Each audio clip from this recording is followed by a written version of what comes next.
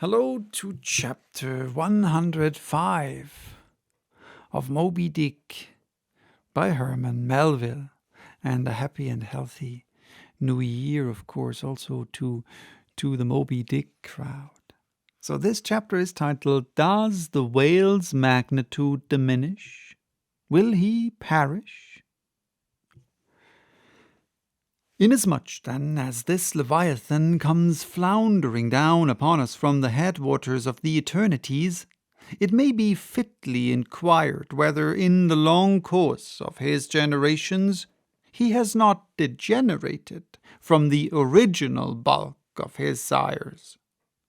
But upon investigation we find that not only are the whales of the present day superior in magnitude to those whose fossil remains are found in the tertiary system,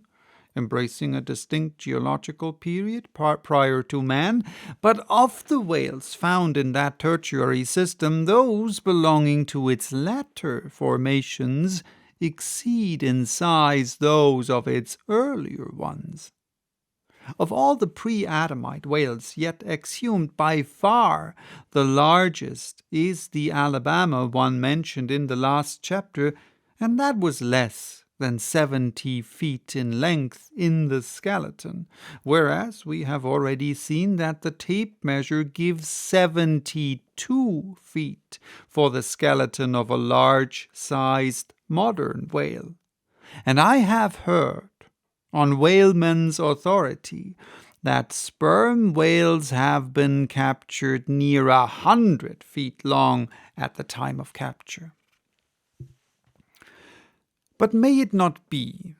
that while the whales of the present hour are an advance in magnitude upon those of all previous geological periods, may it not be that since Adam's time they have degenerated? Assuredly, we must conclude so if we are to credit the accounts of such gentlemen as Pliny and the ancient naturalists generally, for Pliny tells us of whales that embraced acres of living bulk, and Aldrovandus of others which measured 800 feet in length.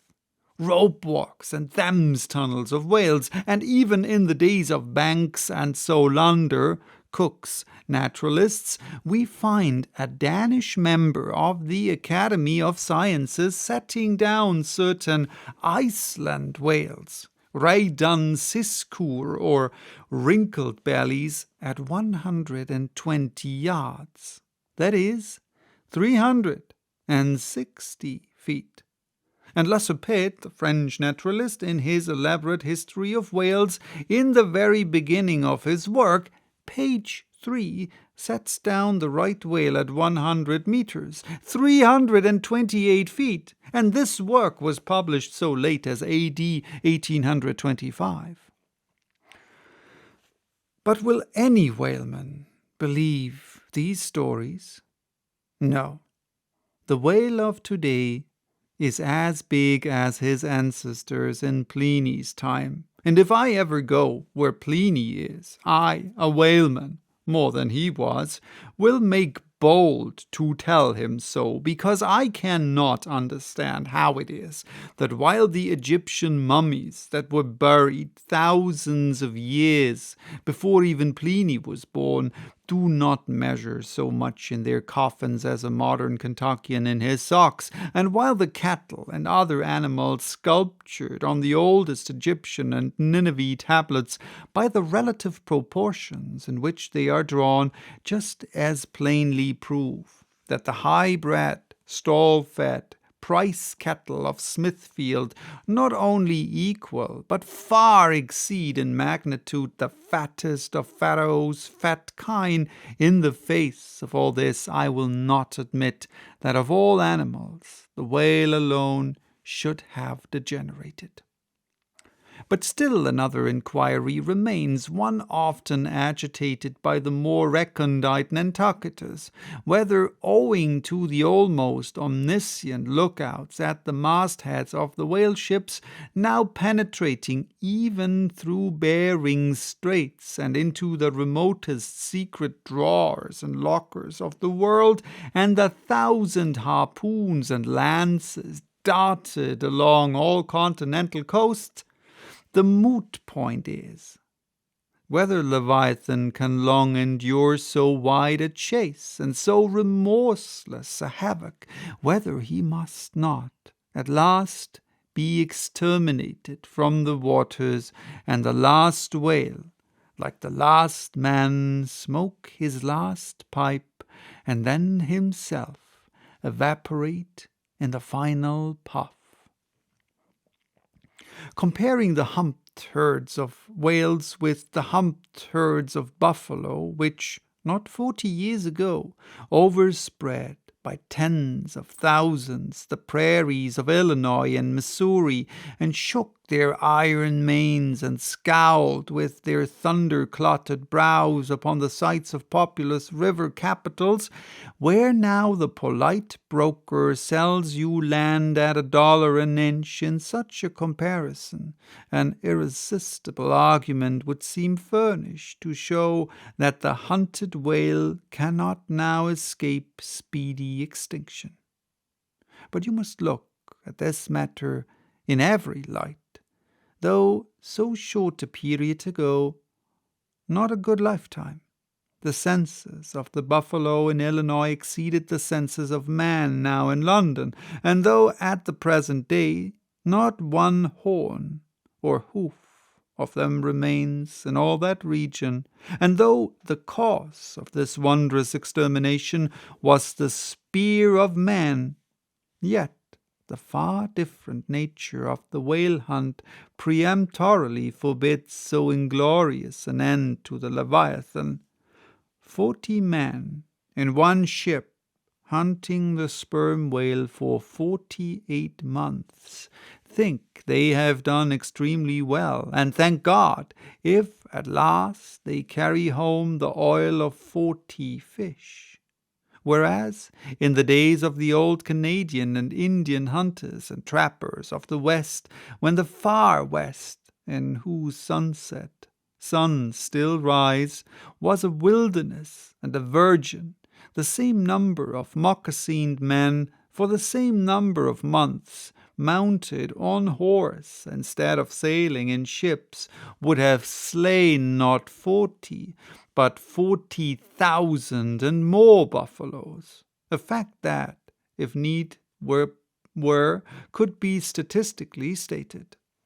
Nor, considered aright, does it seem any argument in favor of the gradual extinction of the sperm whale, for example, that in former years, the latter part of the last century, say, these leviathans in small pods were encountered much oftener than at present, and in consequence the voyages were not so prolonged and were also much more remunerative, because, as has been elsewhere noticed, those whales influenced by some views to safety now swim the seas in immense caravans, so that to a large degree the scattered solitaries, yolks and pods and schools of other days are now aggregated into vast but wildly separated, unfrequent armies. That is all. And equally fallacious seems the conceit that because the so-called whalebone whales no longer haunt many grounds in former years abounding with them, hence that species also is declining.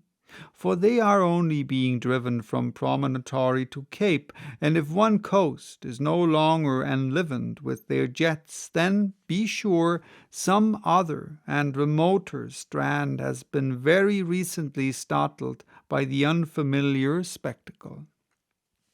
Furthermore,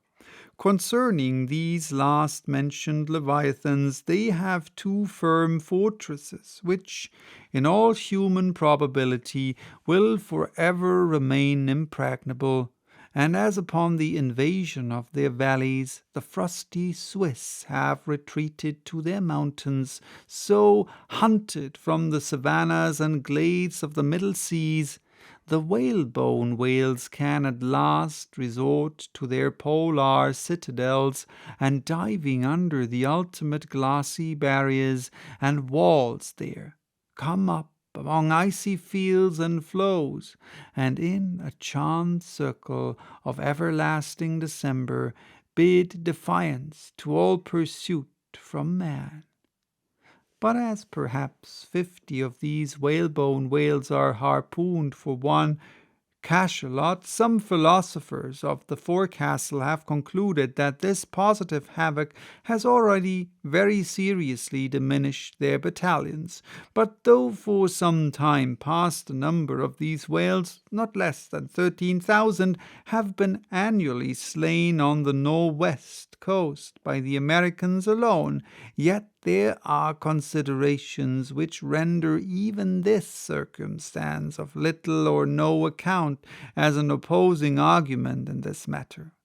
Natural as it is to be somewhat incredulous concerning the populousness of the more enormous creatures of the globe, yet what shall we say to Harto, the historian of Goa, when he tells us that at one hunting the king of Siam took 4,000 elephants, that in those regions elephants are numerous as droves of cattle in the temperate climes, and there seems no reason to doubt that if these elephants, which have now been hunted for thousands of years by Semiramis, by Porus, by Hannibal, and by all the successive monarchs of the East, if they still survive there in great numbers, much more may the great whale outlast all hunting, since he has a pasture to expatiate in, which is precisely twice as large as all Asia, both Americas, Europe, and Africa, New Holland, and all the isles of the sea combined. Moreover, we are to consider that from the presumed great longevity of whales, they are probably attaining the age of a century and more. Therefore, at any one period of time, several distinct adult generations must be contemporary. And what this is, we may soon gain some idea of by imagining all the graveyards, cemeteries, and family vaults of creation yielding up the live bodies of all the men, women, and children who were alive 75 years ago, and adding this countless host to the present human population of the globe. Wherefore, for all these things we account the whale immortal in his species, however perishable in his individuality. He swam the seas before the continents broke water. He once swam over the site of the Tuileries and Windsor Castle and the Kremlin. In Noah's flood he despised Noah's ark. And if ever the world is to be again flooded like the Netherlands, to kill off its rats, then the eternal whale will still survive, and rearing upon the topmost crest of the equatorial flood, spout his frothed defiance to the skies. So that was chapter 105. Bye-bye till next time